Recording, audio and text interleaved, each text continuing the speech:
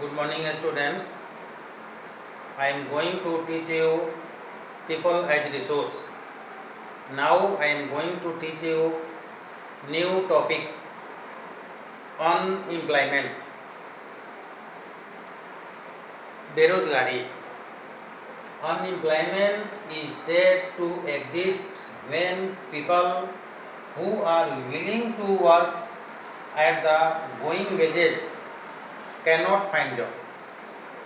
बेरोजगारी का अर्थ हुआ कि बहुत सारे लोग हैं जो चाहते हैं कि नियमित रूप से हमें वर्क मिले, डेली वेजेज ही हो, नियमित मजदूरी के रूप में ही हो, फिर भी उन्हें जॉब नहीं मिल पाता.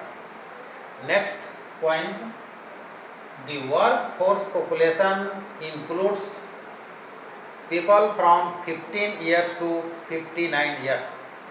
वर्किंग पॉपुलेशन काउंटिंग किया गया है 15 वर्ष से लेकर 59 अर्थात 59 ईयर्स एज ग्रुप के लोगों को. अब है अनएम्प्लॉयमेंट.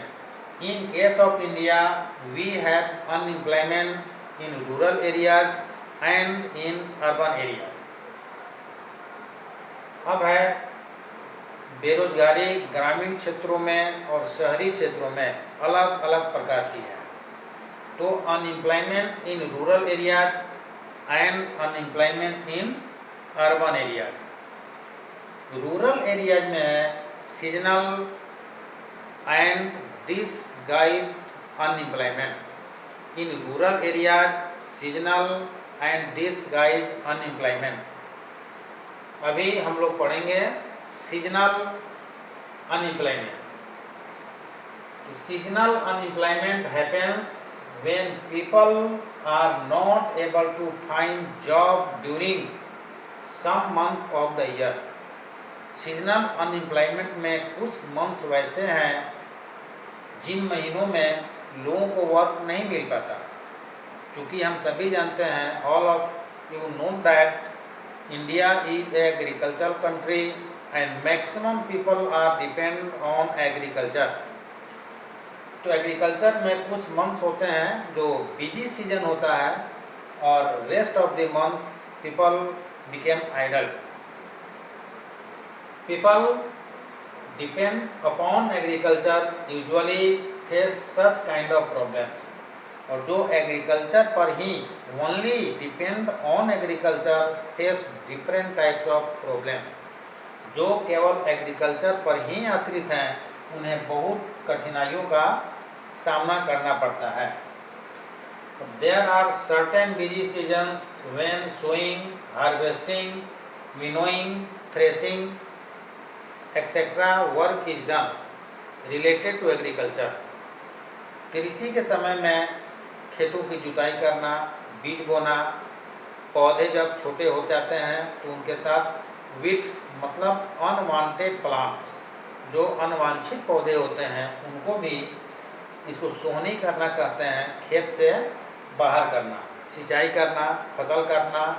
तो ये सारे वर्क कुछ मंथ्स के लिए ही, अबाउट 4 मंथ्स, एंड बाकी महीने किसान बेरोजगार होता है.